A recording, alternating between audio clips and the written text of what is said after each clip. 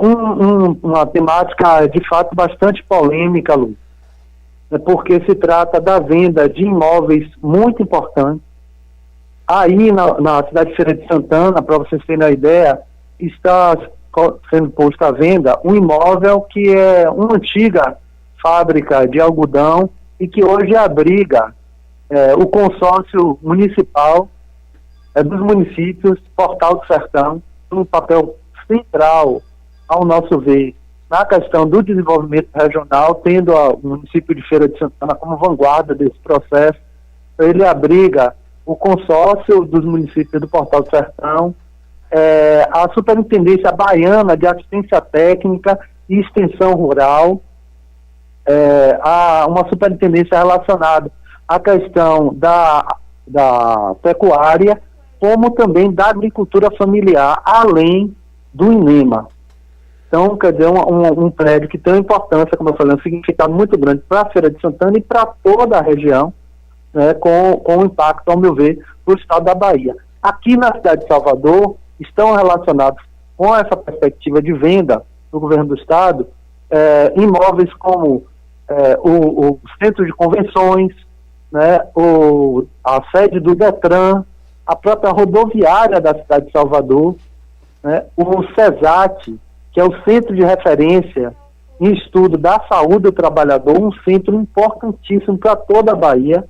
Ao nosso ver, o CESAT tem uma responsabilidade histórica, inclusive em relação à preservação da vida da classe trabalhadora na Bahia, seja em relação à mutilação, seja em relação à morte, através do que ofereceu como uma elaboração sobre a saúde do trabalhador no nosso estado, e tudo isso pode simplesmente ser queimado pelo governo do estado num projeto que não teve nenhum debate com a sociedade, nem mesmo com a Assembleia Legislativa.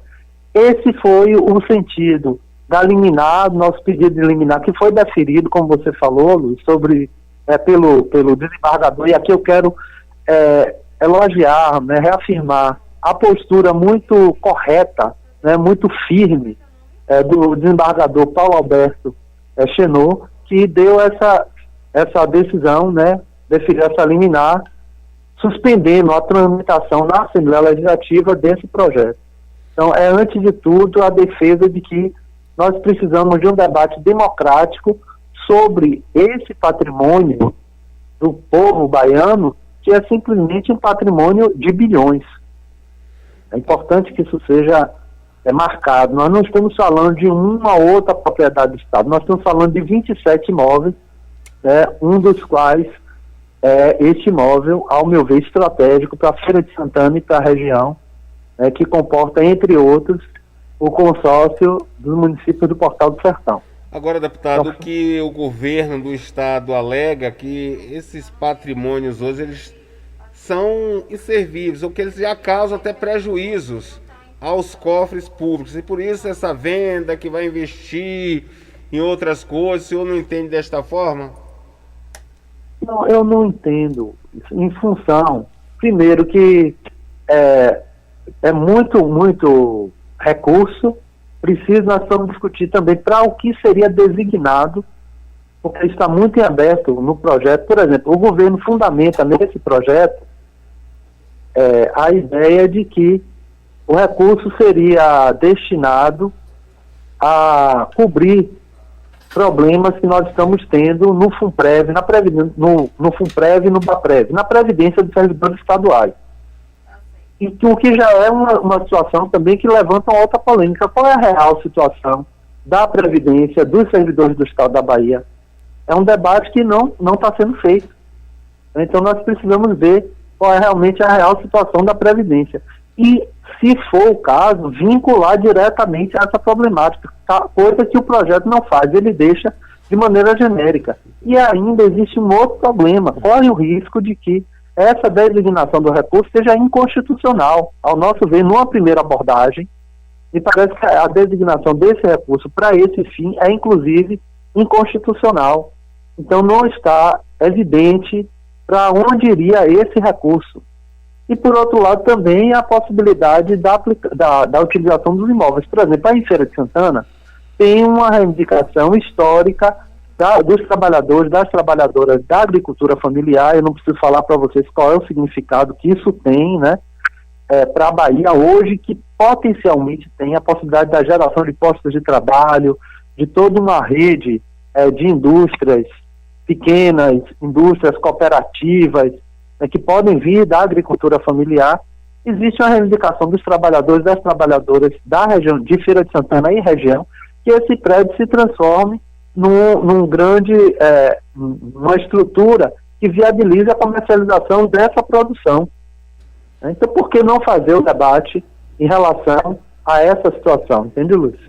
É uma discussão, inclusive, que o companheiro Jonathan Monteiro, que é o nosso vereador aí, com muito orgulho, eu quero, aliás, mandar um forte abraço para Jonathan, você sabe, o vereador mais votado da história de Feira de Santana, e aproveito aqui para estender um abraço à companheira Marcela Prestes também, presidenta do nosso partido aí de Feira de Santana. É uma discussão que o pessoal vem levando em Feira de Santana, a questão do desenvolvimento regional, a importância disso para a feira e para toda a região, da qual Feira de Santana é vanguarda. Então, nós precisamos fazer a discussão de cada um desses imóveis, do papel que ele pode ter nas localidades, o significado que tem para toda a população, e a partir desse debate democrático, ver quais seriam os posicionamentos a serem adotados, os posicionamentos mais coerentes. O que não pode acontecer é o que está ocorrendo agora. O governo montou um projeto e que a gente não consegue, nem mesmo, Luiz, definir qual é de maneira precisa a propriedade. Aí fica parecendo assim que a gente está falando no vazio, né? Eu vou dar um exemplo para você. O Detran. Nós temos a sede do Detran que está listada com a perspectiva de venda. Só que todos os grandes especialistas, aqui eu quero ressaltar o papel do Instituto dos Arquitetos do Brasil, que levantou essa polêmica, né? Nós não temos acesso às poligonais, nós não estamos tendo acesso ao perímetro, ao valor de mercado, aos mapas, para verificar o que é de fato esse imóvel. Então a gente tem a sede do Detran, mas os grandes especialistas, né, os grupos das universidades que estão envolvidos nesse processo de mobilização, dizem que a propriedade pode ir bem além do próprio prédio do Detran.